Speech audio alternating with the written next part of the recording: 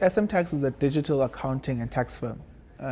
So what that means is that everything we do online. So whether it's your tax return, or whether it's your accounting or your financial statements. So everything is done online, all information is collected online. How we then collect all this information is the interesting part. So from a company perspective, in order for us to do, for any accountant actually to do their work, is they need three things, actually four.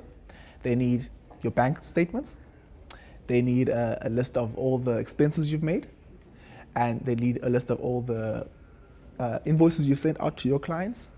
They need an understanding of your business. So how do we get the bank statements?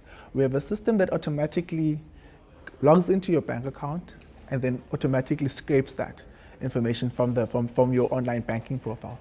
So it means that every time you swipe your card or you have a transaction happen in your bank account, we also see it. How do we get access to your expenses? Is that one, you either email it to us. So each client of us has a dedicated email address.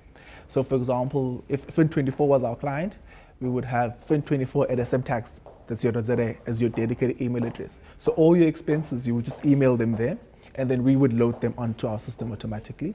Or alternatively, you could take a picture of them and then also send that through to our system as well via the application. And then what happens in the third one is that we encourage all our clients to use our system to send out invoices.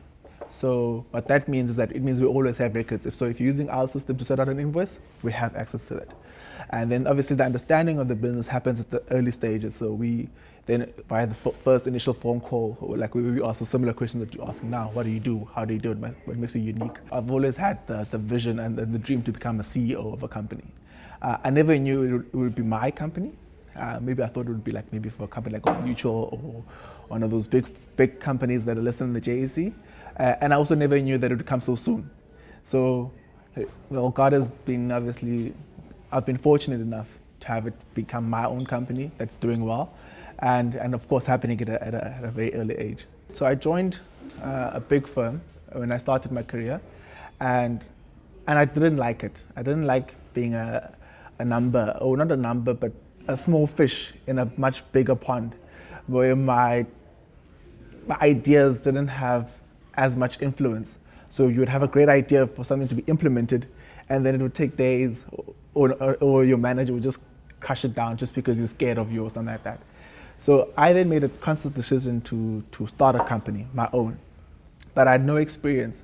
So what I did was I joined a startup company, and I learned a lot.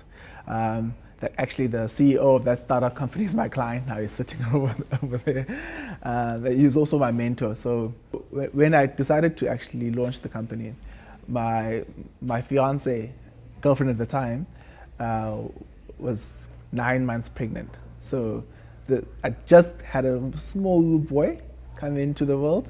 So my parents said, "No, you are crazy. Why would you leave your 20,000 Rand a month paying job for something that's going to pay you nothing?" I had one client when I started, so everyone, family, friends, no. Even me, I guess, internally, you become scared, what if it really doesn't work? What about my kid? But, the support of my fiance has been invaluable at that. So she was like, "Listen, this is your dream. Start it. If it goes down the drain, if it goes badly in the first 6 months, we'll reevaluate. If it goes badly in the first 3 months, we'll sell the car."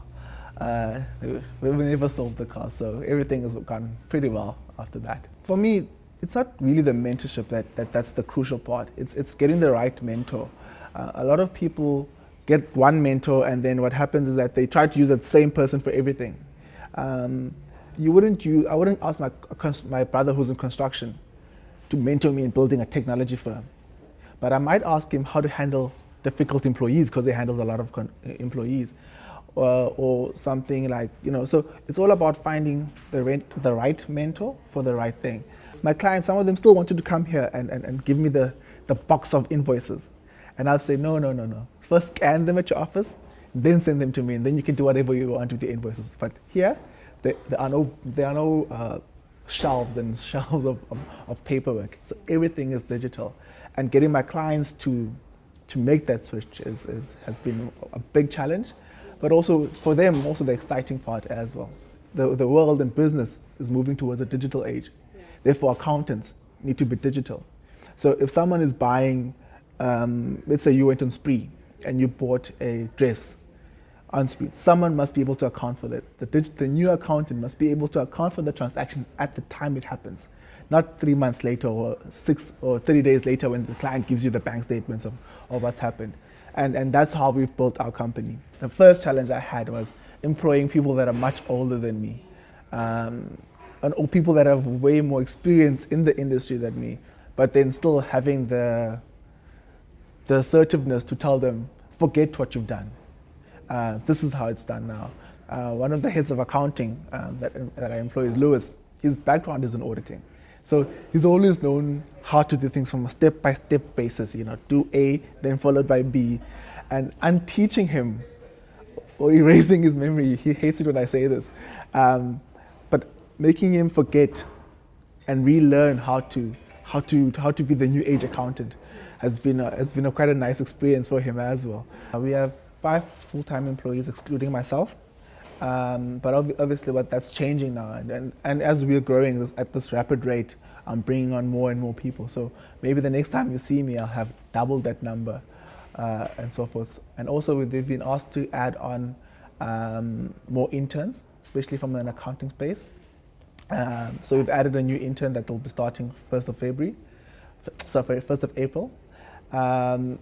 And so to teach them as well, So it's a 12-month internship. And my view is for them, after they finish their internship, to actually stay on and continue. So a future plan is to expand into Africa. So firstly, we need to conquer South Africa, I guess. And then in the near future, go into Africa. We already have clients in Zimbabwe and Nigeria, because accounting is universal. It's international standards that we use. So it's just about breaking the language barriers.